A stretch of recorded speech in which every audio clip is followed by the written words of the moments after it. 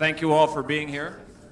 I'd like to welcome the choir from J.K. Malloy School. They're just making their way on down the stairs right now.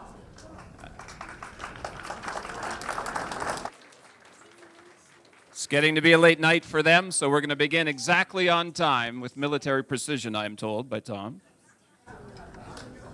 I ask you all now to please stand for the singing of O Canada.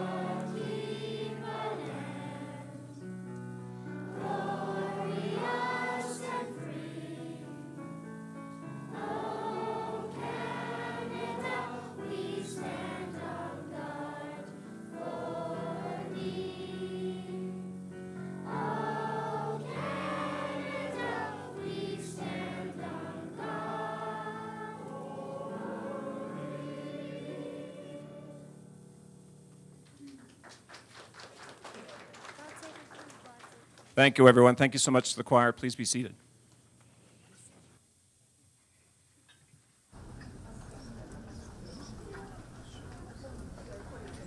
Good evening. Let's not be so formal. Good evening. Thank you, and what a great turnout. So nice to see so many people on such a cold night to come up on the tower for this wonderful ceremony. My name is David Gray. I'm the host of the Calgary Eye Opener on CBC Radio 1. Welcome to the second annual Flame of Remembrance ceremony. On a day that is rife with symbolism, this ceremony has its own. If this is your first time, if you weren't here last year, I'll explain it. We're here tonight to symbolically connect with the words of John McCrae from Flanders Fields. I'm sure many of you know the words I'm talking about. You could probably recite it with me. To you from failing hands we throw the torch, be yours to hold it high. And so tonight we will, by lighting the flame atop what this evening will be our torch, this tower. Quite an idea. This year's ceremony commemorates two important anniversaries. It is, of course, the 100th anniversary of the start of the First World War. The second, Canada's important and often overlooked role at D-Day. In a few moments, we will see the premiere of a new video on that topic. And we'll hear from someone who knows more about it than anyone else in this room, I would imagine, Captain Bill Wilson, who was at D-Day. We're fortunate enough to have him with us here tonight.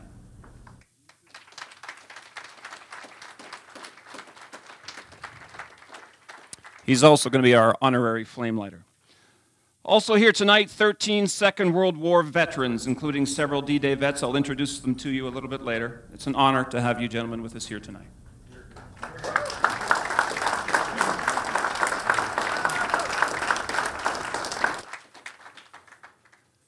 The Lieutenant Governor of Alberta had planned to be here this evening. He sent a note that he couldn't make it. It's unfortunate. He was otherwise occupied. He had a good reason. Sadly, he's asked me to read his speech. I've never played the role of Lieutenant Governor, so I apologize if I mess it up. Good evening, he says. This evening's event accomplishes two very important goals. First of all, a very tangible and powerful symbol that would encourage all Calgarians to stop on Remembrance Day and think about the fallen heroes who have sacrificed so much for our great nation. That includes the tens of thousands who gave their lives a century ago in the battles of the First World War, and the many brave Canadians who fought and fell 25 years later in the Second World War. It also includes every Canadian in uniform who has made the ultimate sacrifice, men and women, before and since those two terrible milestones. Our fallen heroes deserve nothing less than the heartfelt thanks and remembrance of each and every one of us. And this flame will remind all citizens to stop tomorrow and pay that debt of gratitude. The second thing we're accomplishing this evening is the support for the ongoing educational programs that Valour Canada offers throughout the year. Valour Canada helps to bring military history and the world of our Canadian heroes into focus in a close and personal way. It provides information that's relevant, immediate, thought-provoking, and that allows all Canadians to reflect on how past wars and sacrifices of those fallen heroes have shaped the world we live in today. As Her Majesty the Queen's representative, it's my pleasure to thank everyone behind Valour Canada and its excellent programs. In particular, the Lieutenant Governor would like to recognize Captain Retired Bill Wilson, who has served Canada with honor and who has done more than most to keep our military history at the forefront and the flame of remembrance burning bright for all citizens.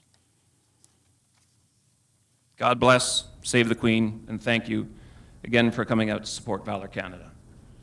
These are the words of the retired Honourable Donald S. Ethel.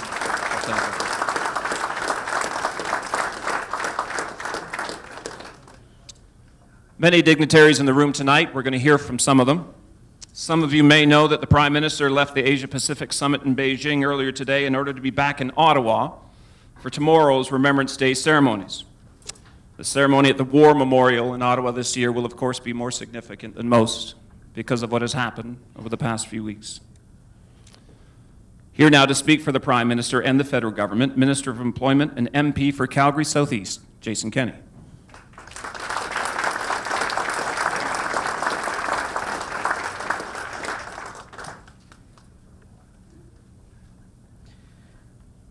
Elie Wiesel, the great chronicler of the Holocaust, wrote that, "For us, forgetting was never an option. Remembering is a noble and necessary act.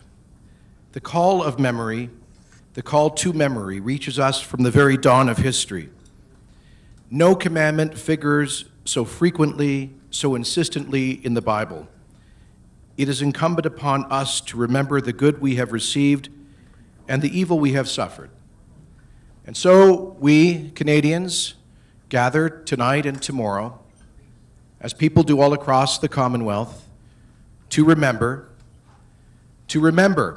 that freedom is never free, to remember those who have made the ultimate sacrifice in its defense, to remember the 115,000 Canadians who lie buried here at home and in foreign cemeteries, young men and women who paid the ultimate price so that we might live in this free and prosperous land. Tomorrow will be an especially poignant day of remembrance as we call to mind our two most recent glorious dead, who a grateful nation laid to rest last week, Corporal Nathan Cirillo and Warrant Officer Patrice Vincent, both of whom were killed because they proudly wore the uniform that these veterans before us here tonight wore. We thank them. We remember them. We thank all of the men and women who have risked their lives in our defense. May God bless them, and may God bless the sacred memory of our glorious war dead. May eternal rest grant unto them, and may light perpetual shine upon them. And may God keep Canada glorious and free.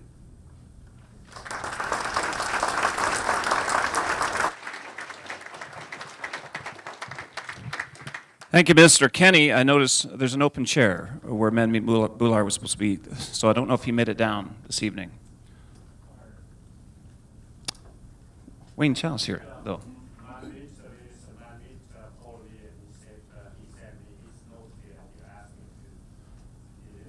Would you like to say some words on his behalf? Sure.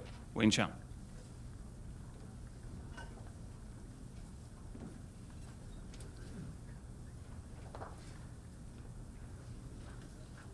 I'm vertically sort of challenged. Thank you very much. Well, as I mentioned, my good colleague, Minister Rick McIver, is here with me. But on the way here, my office told me that Minister Manmit-Bulller is supposed to be here, but he got caught up in Edmonton because of the traffic and the road, could not get back here in time. So I just quickly rushed to my office, print out the notes. So this is on behalf of Minister Manmit-Bulller and all my colleagues in the government, and of course our Premier Jim Prentice. I had a great honor to be here on behalf of the Legislative Assembly, and today's event to pay tribute to our distinguished veterans, our distinguished fallen heroes of past and recently, and of course we owe gratitude to the current people in the uniforms that protecting our great nation of Canada. As Minister Jason Kenney mentioned, the recent incident personally make me so upset in a way that we have to protect our people in the uniform, and we should be proud of the people in the uniforms, protecting our way of life and our freedom. And Minister Jason Kenney eloquently put in perspective our whole nation. But in Alberta here, of course, our government, our Premier, and my colleagues, we are all for supporting Valour Canada events, and of course tomorrow at all the events across our province here. So I just want to say thank you very much for this great honor to be here celebrating. Last year I was here, and I was very, very moved by the idea of keeping the torch going for generations to come. And today, in fact, my little grandson is 5 years old. My wife babysit him, and he saw me wearing this, and he said, "What's that, Grandpa?" So I paused and explained it to him, and I think he has the idea. And I think doing so just within my family, I pledge that we will keep this torch going in our heart and in our mind. And I just think of the word remember. Remember, we shall remember them. The word remember to me is basically to be a member again, to be a member of this great nation, of this great society, and to be a member of the military forces that help us to create this great nation. So thank you very much, ladies and gentlemen.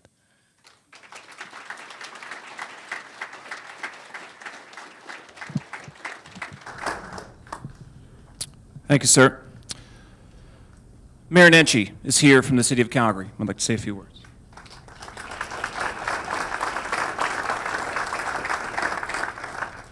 Thank you, David. And let me first say thank you to Valour Canada for the important work that they do every day of the year, connecting Canadians with our military history. So to Brad and to the whole team at Valour Canada, thank you. Thank you for helping us honor the women and men who serve and continue to serve.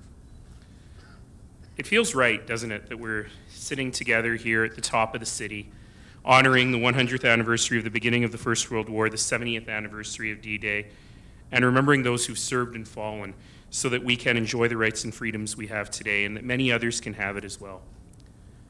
Calgarians understand that. We know how to honor, we know how to remember, and we do it in a million ways every single day. We do it through the arts. Just last week, I was at a theater performance downstairs in this building at Lunchbox Theater, a wonderful play called Jake's Gift, and I thought it was really, really touching that Lunchbox Theater is offering free admission to that theater for all military serving personnel and all veterans, so tell your friends. We honor it in other ways through the arts. Theatre Calgary is premiering a brand new play by a Calgary playwright at this moment called Liberation Days, about his own family's experience in the Netherlands being liberated by Canadian forces. The Calgary Opera is producing an opera about the First World War. And again, we remember in a million ways. We remember through our places. The landscape of memory along Memorial Drive, Poppy Plaza and the Peace Bridge, and the Soldiers Memorial, and at this time of year, the extraordinarily touching Field of Crosses. and we thank the volunteers who make that happen every year. A couple of days ago, I did something new. I went to Burnsland Cemetery with hundreds of junior high school students, and the junior high school students laid poppies on the graves of the military personnel buried there, honoring them and connecting the generations in an incredibly touching way. And a thanks to the No Stone Left Alone Foundation for the work that they do. So while we're deeply indebted to those that we remember, those who did not come back, those who fought and died, we're also deeply proud of our current military members, the women and men of our armed forces, and the modern veterans who've returned from their own fields of conflict, particularly in Afghanistan. And we understand why they do it. We understand that as Canadians, we share a national desire, a desire to make the world a better place, to make the world a safer place, not just for us, but for everyone, so that others may enjoy a taste of the freedom that we enjoy, so that girls may go to school, so that women may run for office, so that citizens will have the opportunity to speak out, to assemble, to worship as they will, to participate in their own futures. And we understand that doesn't come easy, and that doesn't come cheap. And of course, at this moment, our women and men of the Canadian Armed Forces are working hard today, stationed in Kuwait, fighting people whose motivations we cannot even begin to understand. They are so alien from our own. Forces that seek only subjugation, forces that use murder. It's not easy.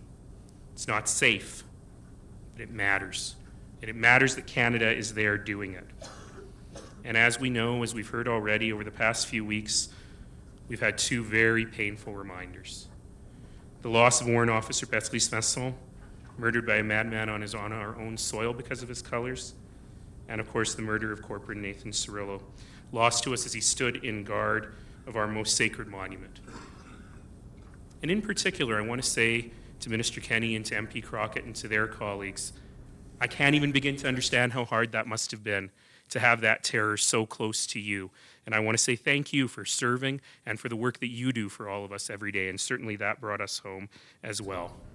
And the whole nation took a pause, the whole nation took a breath, and started to reflect. I'm not a soldier. I don't wear a uniform, but I do wear this little red poppy. And I wear it with extraordinary pride. I wear this color to show solidarity with our soldiers and veterans. I wear it in defiance of those who would take away our rights, our freedoms, our sense of security, and those of people around the world. I wear it to show who we are as Canadians. It may feel like a small gesture, but it is not. It is not in any way insignificant. It's a gesture that we all as Canadians must take, not just on Remembrance Day and the days leading up to it, but in acts of remembrance and in acts of continuing to build our society and safeguarding the rights of others every single day. It's a real honor for me to be here with all of you tonight and to share in this amazing gesture of remembrance and pride. And let us all remember to honor that uniform, those who have worn it and the women and men who wear it today. Thank you.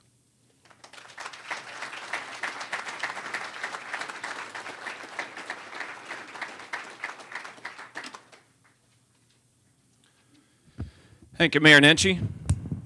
Thanks to my son Jackson, who I just handed a random glass of wine that was on the podium.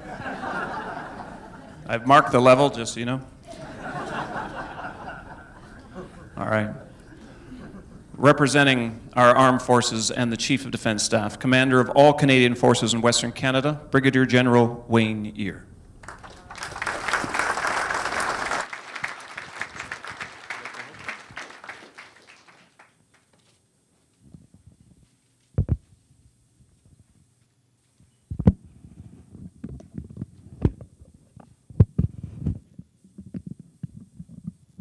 I haven't been a roadie in years.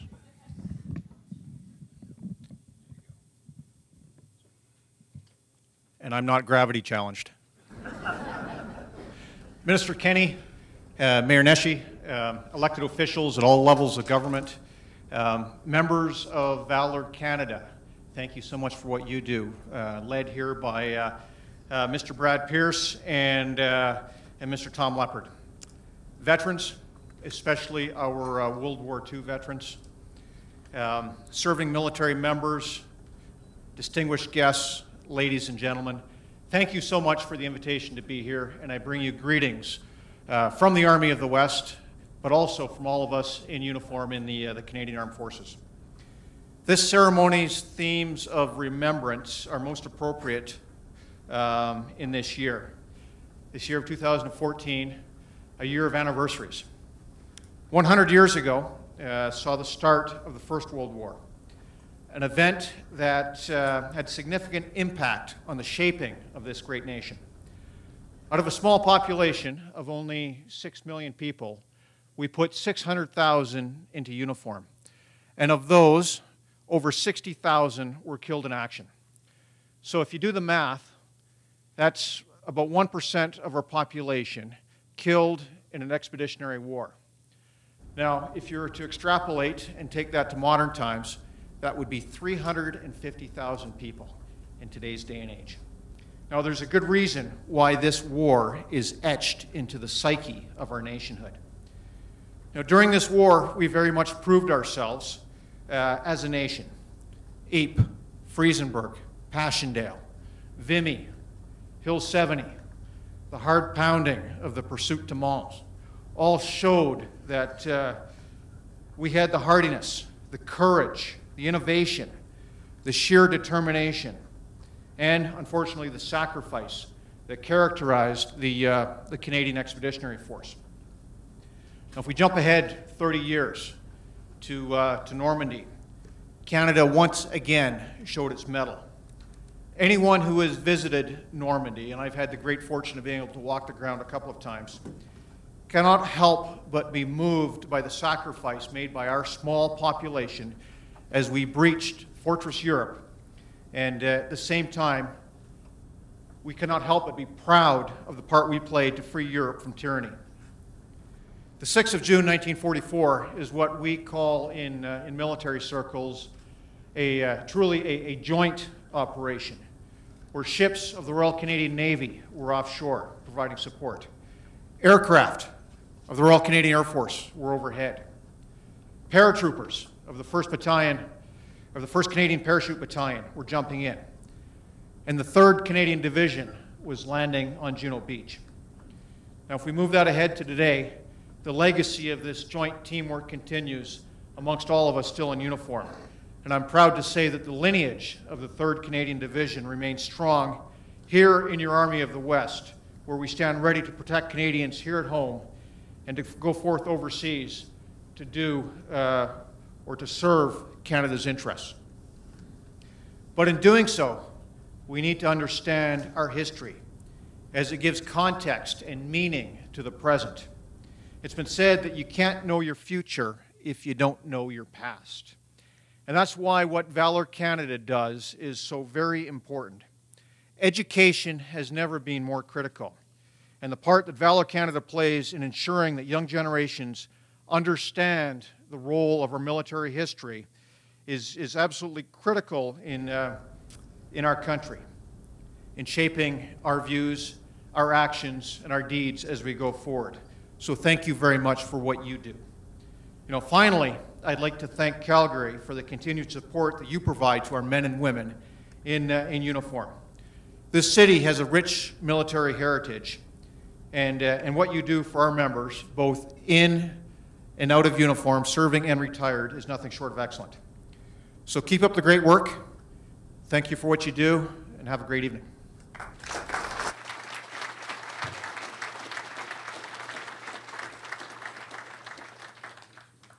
Thank you, General. And now, representing the organizers of tonight's event, the Chair of Valour Canada, Brad Pierce.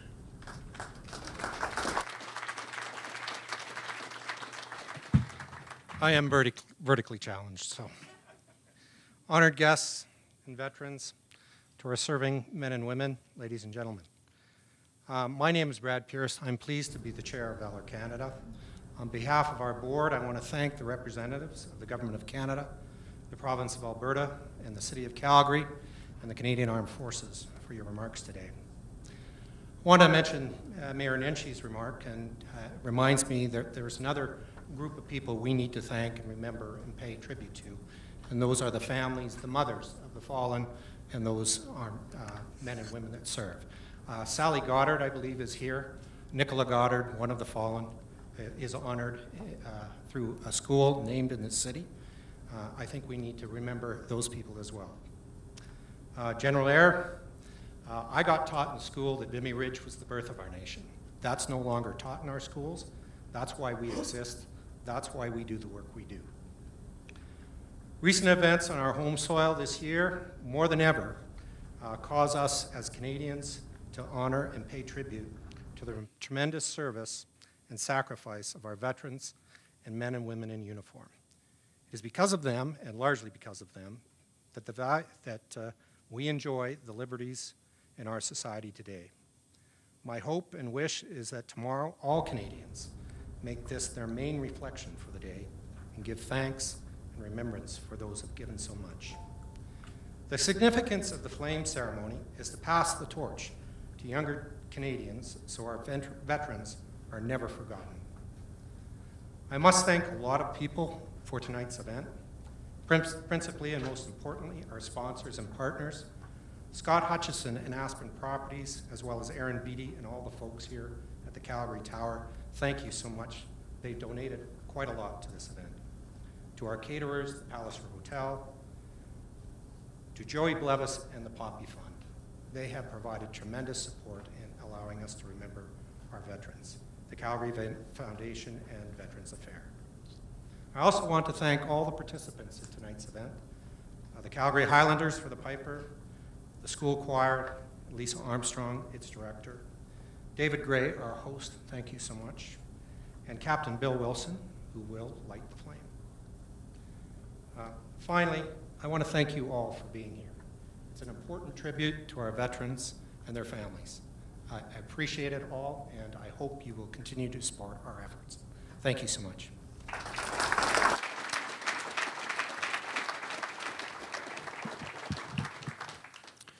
Keeping with this event, it's a formal event. I'm going to list the name of VIPs who are here this evening. People who you should know are here this evening. Please hold your applause until I've finished. Joan Crockett's here, the MP for Calgary Centre. Nice to see you here, Joan. Senator Dan Hayes is here. Gordon Dirks, Minister of Education and MLA for Calgary Elbow. Rick McIver is here in front of me, Minister of Jobs, Skills and Training. Wayne, you're here. Nice work. Councillor Shane Keating is here from Ward 12. U.S. Consul General Peter Kujawinski is here, I'm told. British Consul General Mr. Tony Kay, the Honorary Consul of the Netherlands, Miss Irene Backer, representing Chief Rick Hansen, Superintendent Guy Slatter is here. From the RCMP, Inspector Garrett Woolsey, Joey Blevis from the Poppy Fund, and Murray McCann, the founder of the Field of Crosses. What great work Murray McCann has done with those Field of Crosses. There isn't a Calgarian who isn't affected by that.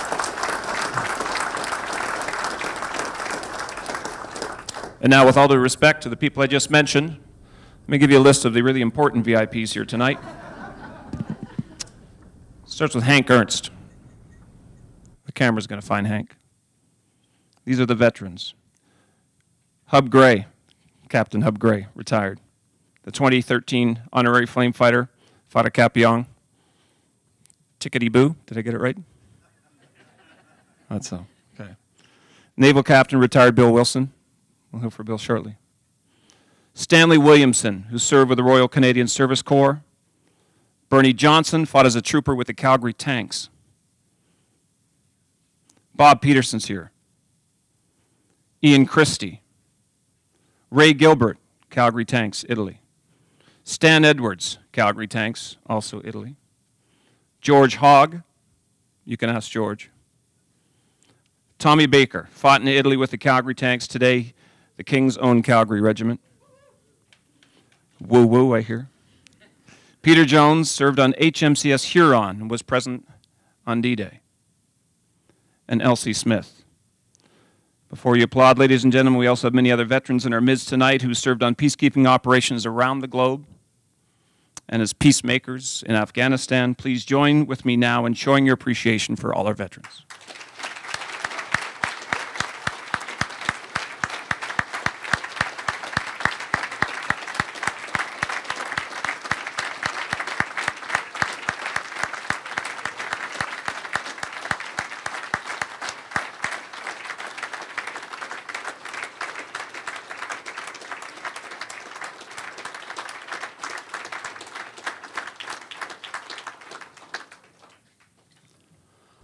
I mentioned at the beginning that this year, the Flame of Remembrance commemorates the 100th anniversary of the First World War. Tom Leppert is the president of Valour Canada.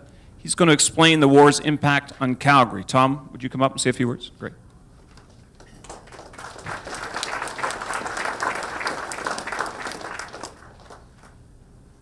Are we queued up there, Andrew? We got an audio visual to go with this, so hopefully we'll be queued up.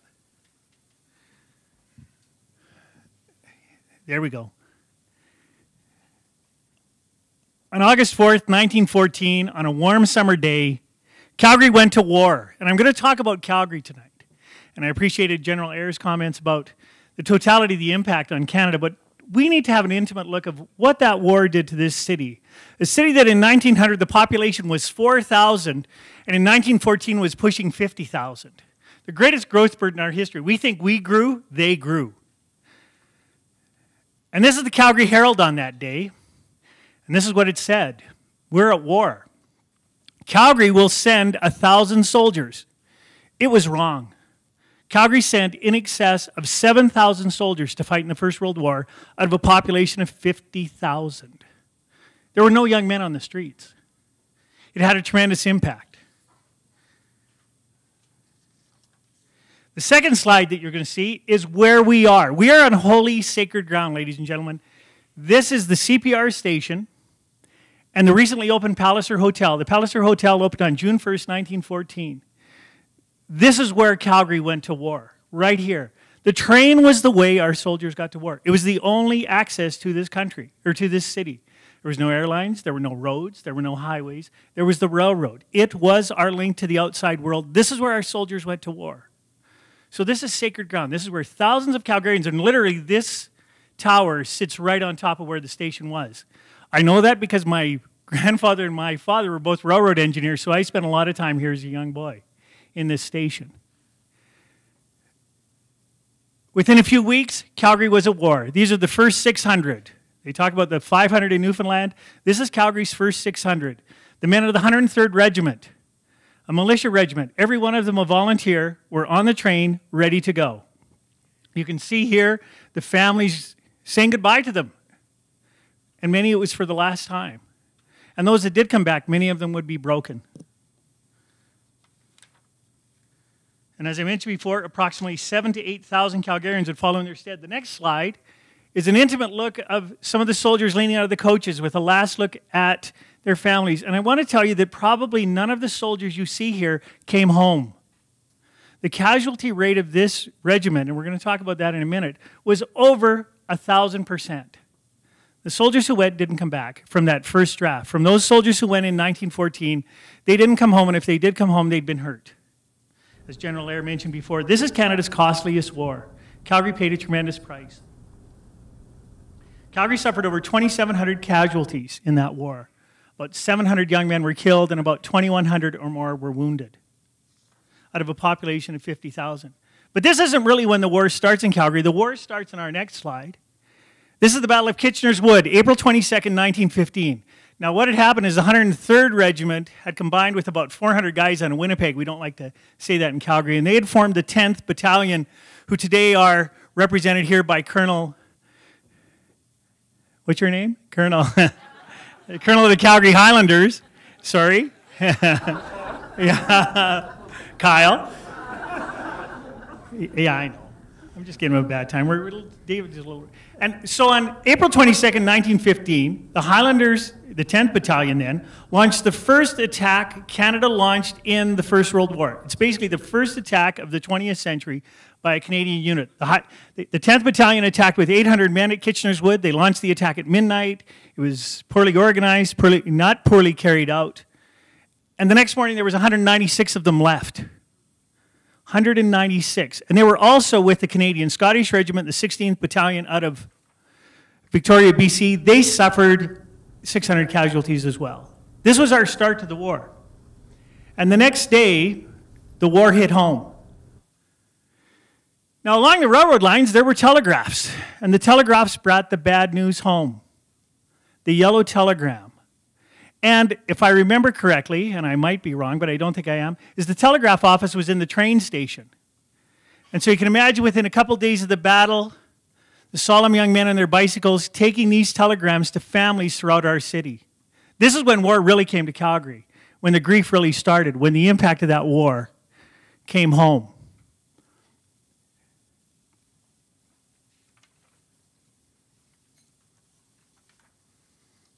This is one of them. This is Lieutenant Colonel Russell Lambert Boyle. He was the commander of the 10th Battalion. He didn't come home. He was mortally wounded at the Battle of Kitchener's Wood, died 3 days later, hit by 5 machine gun rounds. His brother Malin was also killed. He was killed in May of 1917. They had moved to Western Canada to start a ranch just up by Crossfield, and in 1917, all the senior members of that family were gone. The Boyles paid a tremendous price for their patriotism. Russell Lambert Boyle. We need to remember him.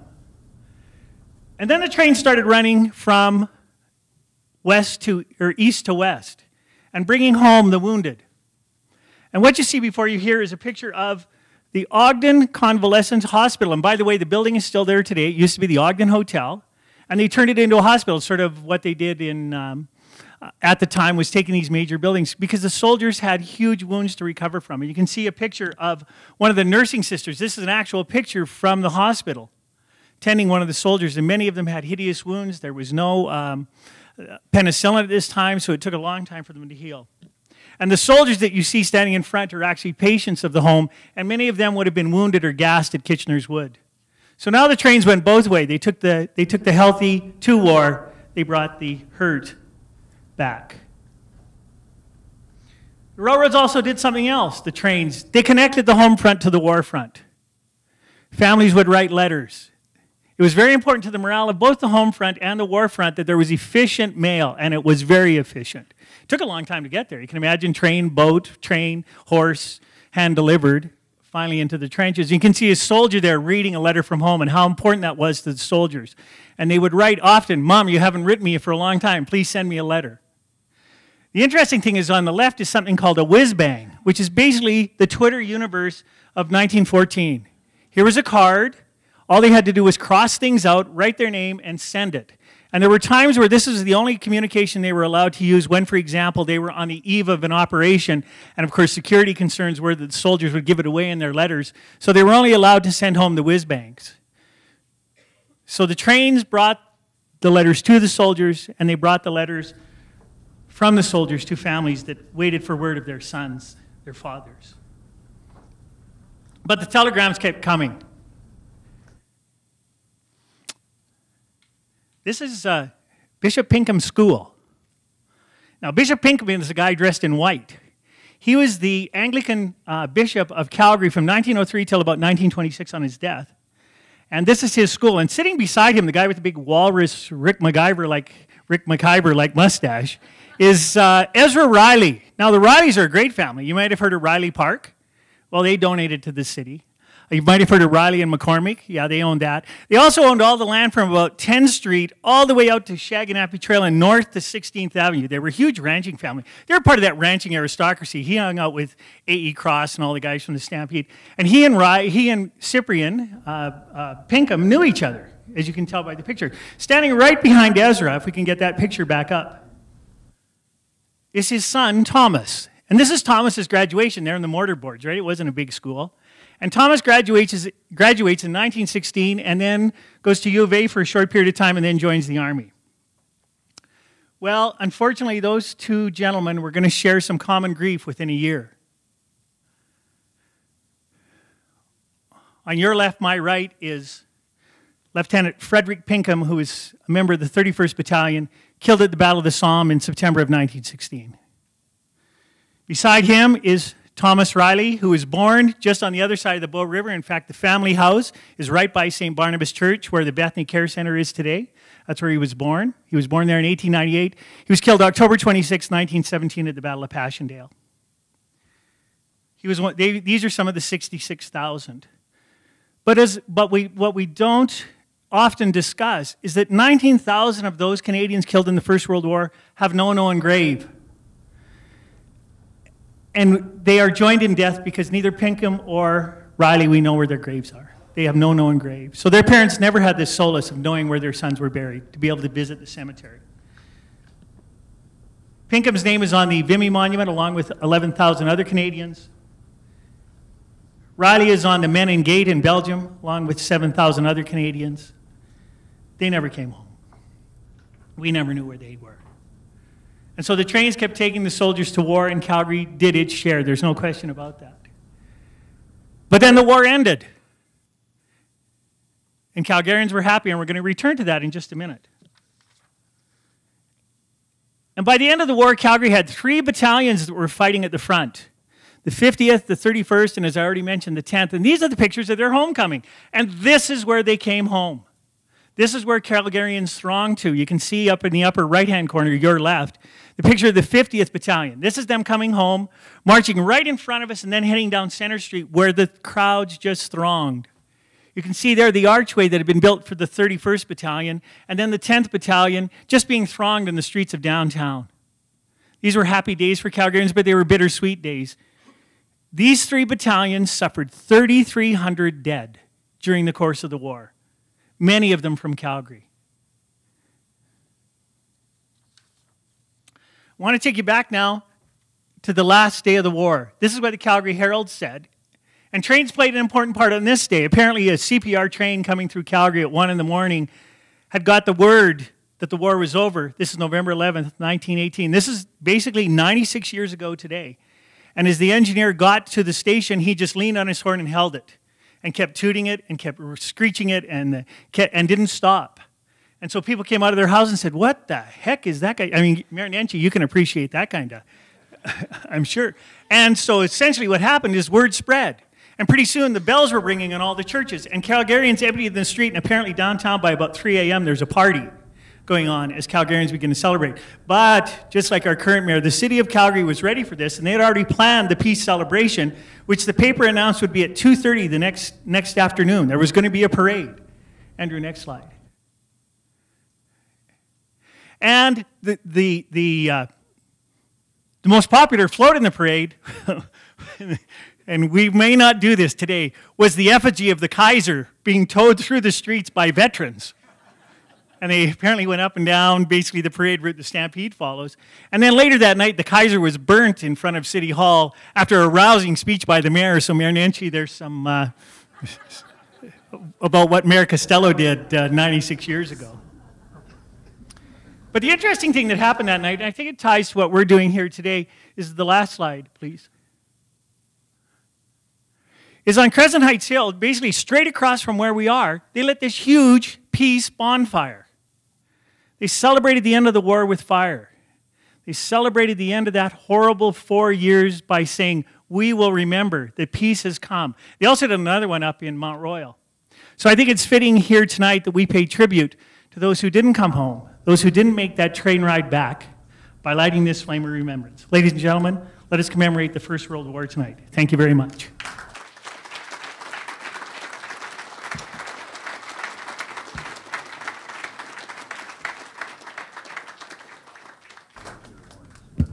Thank you, Tom. Nice work. And so we remember, each in our own way. There was a packed house on Saturday night at the Opera for Silent Night. Anyone who saw that? Beautiful music, a new opera, a new Canadian opera about World War I and a remarkable moment during that war. There was a play, Theatre Calgary's play, Liberation. I think the mayor mentioned it earlier. Fantastic play. I was there on Saturday afternoon. And afterwards, I was approached by a woman, and I actually interviewed her on the stage. I've never been interrupted by a bagpipe before. Wonderful woman. She was 91 years old, and she was a war bride. And we had a fantastic conversation. She was Dutch, and she told me that she met her Canadian because they happened to own a shortwave radio in their small town.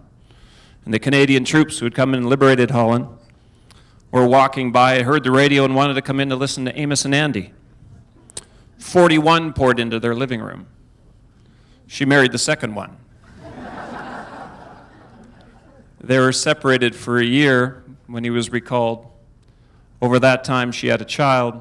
She came to Canada, got on a train after a long boat ride, took a train all the way across Canada from Halifax. She had landed in Pier 21. She was 21 years old with a 6-month-old child.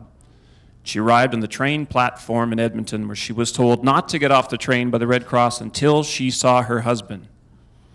And she arrived there, and she looked out the window with her 6-month-old, and he wasn't there. And she waited, and the train got colder, and finally the conductor came and said, "You have to get off the train." And he escorted her off the train, carefully and politely. Turns out there was some rule he wasn't allowed on the platform. He was waiting inside. And the two of them, off they went to Hayes Creek, to a one-room cabin. She walked in with the baby and said, "Where's the washroom? I need to change him." And he pointed out the window. And she said it was the most primitive and romantic year of her life. And that was her story at age 91. Her name's Peep Campbell, lives in Calgary.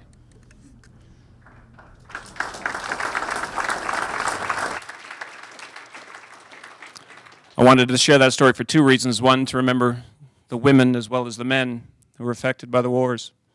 And also to talk about art and the importance of art and culture, both high and lowbrow, and what that means in the life of a soldier. And luckily, I think if we ask them, the kids are going to sing for us now and share with us some of the songs of the period. Will you do that for us? Great, thanks.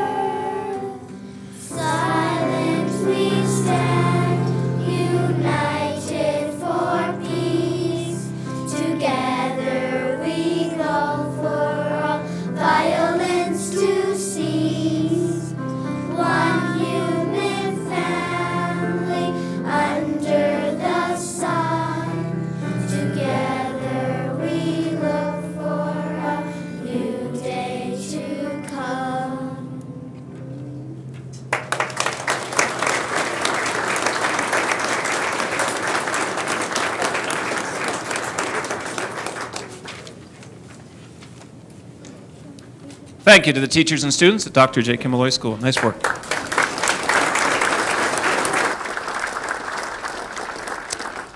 Great to see so many people singing along. All right, June 6th, 1944, D-Day, the invasion of Europe. Canada played an enormous role that day to commemorate the 70th anniversary of that day of days. Valour Canada is proud to premiere its latest installment in its award-winning video series, Monumental Canadians. Ladies and gentlemen, please turn your attention to your monitors.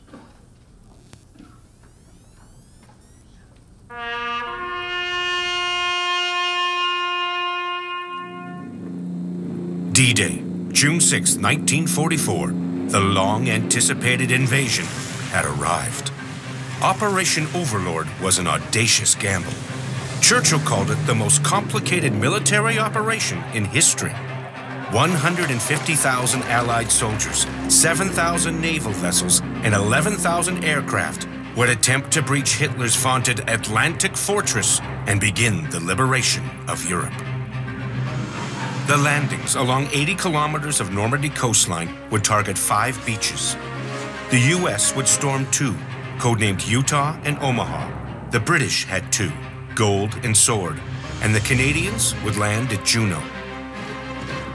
The most heavily defended beaches were Omaha and Juno. Allied planners forecasted heavy casualties, the Canadians predicting over 2,000 at Juno alone, including 600 by drowning. 15,000 soldiers of Canada's 3rd Infantry Division would assault Juno. To the east, 500 Canadian paratroopers would be dropped to protect the beach's flank. After 4 years of training, the Great Crusade to free Europe from Nazi tyranny was about to begin, and the Canadians were ready. Supporting the landings were 10,000 sailors and 110 vessels of the Royal Canadian Navy. And, overhead, 230 Canadian bombers, while 15 squadrons of Spitfires and Typhoons attacked the beach's defenses. Bill Wilson was a 19-year-old gunner on HMCS Ottawa and had a front row seat. We had no idea of the magnitude of the operation and the amount of detail that had gone into the planning. They'd been planning it for over a year. Around about 5:30 in the morning, we really weren't quite sure what we were going to see. And what we saw had never been seen by any man on this earth before. And then as the sun rose, we could see the hulls, and then eventually we could see the ships. And the horizon was just packed, jammed with ships. Nobody had ever seen them in a ship before. Oh, you could stand there with your mouth open. And it was never ending. I mean, they were disappearing into the smoke of the landings. Juno Beach was 10 kilometers wide, flat, and sandy. The Canadian units would land from east to west. The North Shore Regiment from New Brunswick, next to the Queen's Own Rifles from Toronto, the Regina Rifles, Winnipeg Rifles, and the Canadian Scottish from Victoria. Supporting the infantry were the duplex drive swimming tanks of the 1st Hussars from London, Ontario, and Winnipeg's Fort Garry Horse. The swimming tanks were to land first, but were held up by heavy seas. The Canadians faced formidable defenses, including thousands of mines, tetrahedral beach obstacles, barbed wire, concrete gun emplacements, and dozens of machine guns and mortars. And we really, as sailors, sitting out there in the ocean, looking at all the smoke and gunfire, one thing and another, what was happening to those soldiers who were trying to get out of landing craft and get their feet onto the sand. We knew what they would have to go through, but maybe not to the extent. You can't visualize guys coming out of a barge and meeting machine gun fire and mortars and shells from artillery and postal batteries. We couldn't visualize that. The Armada commenced fire at dawn. The first waves hit the beach around 8 a.m., landing at low tide to avoid the obstacles. They faced a deadly sprint across the beaches, which they hoped would be mitigated by the Navy's deadly barrage. They started open fire around about 5:30 in the morning, and the first you saw really was the smoke of the gunfire of the battleships and the monitors and the heavy cruisers. And you could also hear it. Those battleships, 15 to 16-inch guns, are pretty bloody noisy, I'll tell you. And they were firing on the beaches. And then as the forces moved in, Then they started to move their fire inland, and they also get closer to the beach. And then, of course, the coastal batteries started to open up. At that stage, we couldn't tell who was firing on what, but it was noisy. We could hear it distinctly, and we could see. Well, we couldn't actually see the shells landing on the beach or where they're going to land. Unfortunately, most of the German defenders at Juno had survived and were waiting for the first wave, comprised of 100 assault craft carrying over 4,000 soldiers. Charlie Martin, a company sergeant major with the first wave Queen's Own Rifles, recalled, "In the movies, you see hundreds of boats and planes, but there was nothing when we landed, just our 10 landing craft. It was the loneliest I felt in my entire life." The ramps went down, and the Germans were waiting. Men fell in droves, but the survivors bravely pressed on. 10 bloody minutes later, the tanks began to emerge like leviathans out of the sea. The Canadians attacked with Bren guns, grenades, and bayonets. Bolstered by the tanks, they systematically eliminated the German strongpoints one by one. But the attackers suffered heavy losses. Charlie Martin had trained 4 years with many friends who did not survive. After we had charged, I knew what war was. I couldn't help going behind a wall and crying. Martin's company lost 50% of its strength that day. The reserve battalions and artillery came ashore and overwhelmed the remaining resistance. By noon, Juno Beach was all Canadian. Congestion on the beach created a traffic jam, which slowed the advance. However, by early afternoon, the Canadians were approaching their objectives. Under incessant fire from snipers, mortars, and hidden anti-tank guns, the advance was slow and costly. The landings continued all day, and fresh infantry units were soon moving inland, supported by the reserve tanks of the Sherbrooke Fusiliers. By 9 p.m., the Canadians had advanced 10 kilometers and were ordered to dig in. The forward units had reached their first day objectives. The invasion had succeeded, but more heavy fighting lay ahead in the days to follow. Incredibly, the Canadians had breached the second toughest beach defenses, landed 15,000 soldiers, thousands of tanks, artillery guns, and vehicles of all types, and then aggressively drove inland.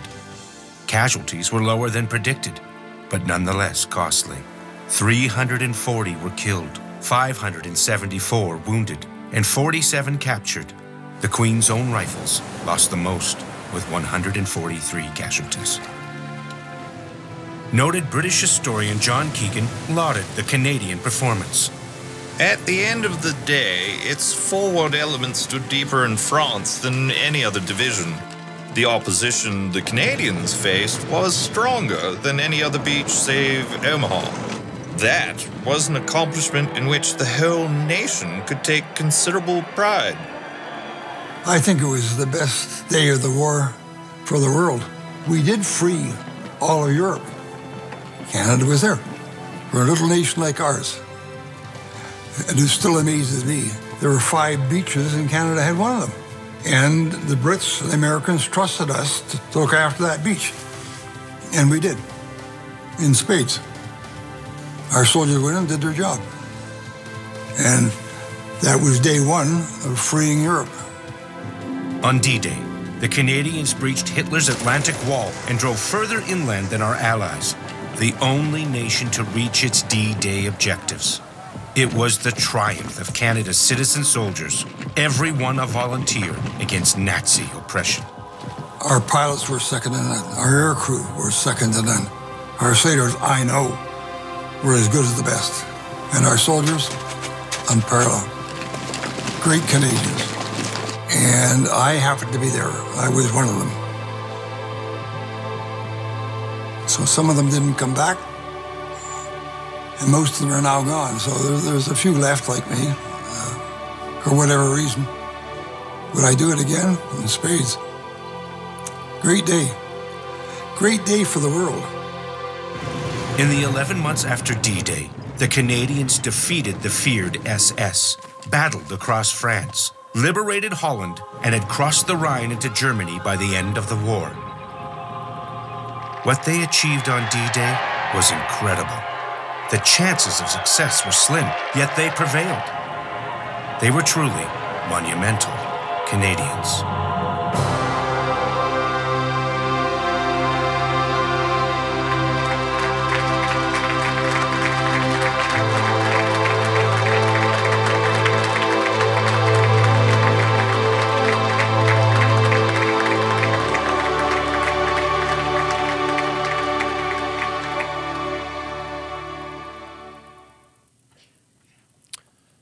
And so here we are all these years later on a cold, cold, dark night in Calgary.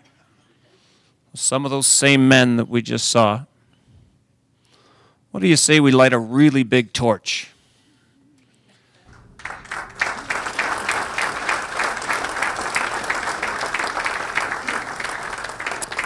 Here's how it's going to work. In just a moment, Captain Bill Wilson will come forward. He will give the order to light the flame, and you'll see it on your monitors as it unfolds. Then Joy Blevis from the Calgary Poppy Fund will come forward, recite Flanders Fields. Join along. Then after Joy, the piper will play a lament. After the lament, there will be a minute of silence, and that will end with a short call by the piper. That's how things are going to unfold. And I'd like to begin with Captain Bill Wilson, please, coming forward.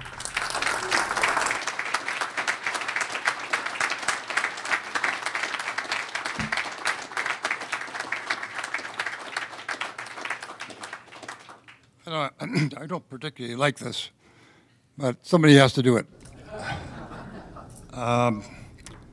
Members of the government, of course, members of the consulate and the choir, the members of the Canadian Armed Forces serving, and of course, to me, the most important people here, the vets of World War II.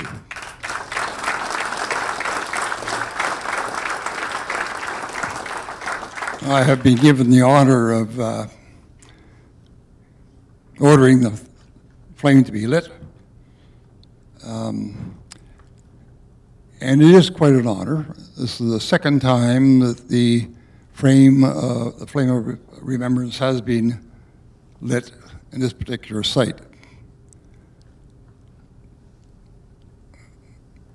We would like to think that those who see this flame this evening in our large community will remember what it's all about, particularly tomorrow, an important day for the vets who are still with us.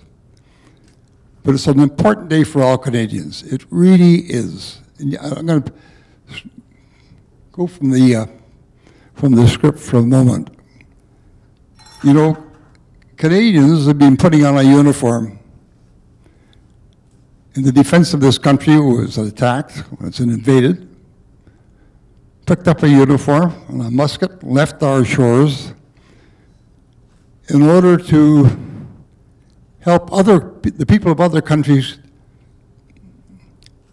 to protect their freedom and then to assist other countries to regain their freedom. And we paid a terrible price, really. The problem I have is we don't teach Canadian history in our schools. Our so-called educators and our politicians just refuse to teach Canadian history in our schools.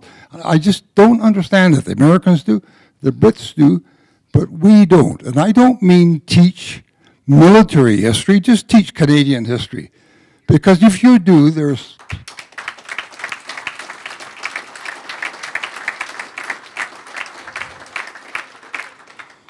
are significant parts of that history that reflect the courage of the sacrifice of Canadians doing what they have done.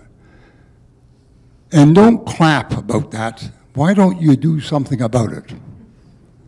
Accolade, are you ready to light the flame? Sir. Then make it so. Aye, aye, Captain.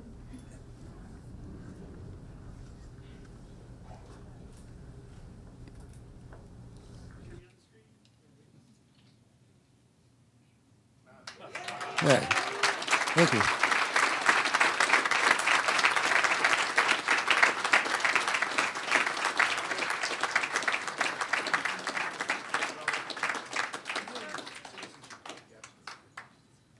Isn't that a beautiful thing? Joey Blevis, can you come forward?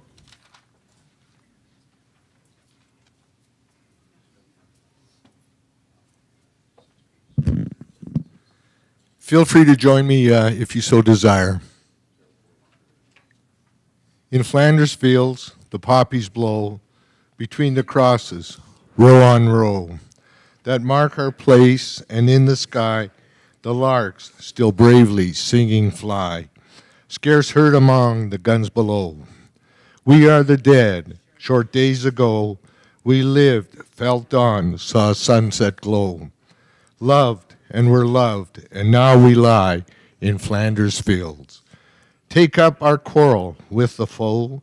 To you from failing hands we throw the torch. Be yours to hold it high. If ye break faith with us who die, we shall not sleep, though poppies grow in Flanders field.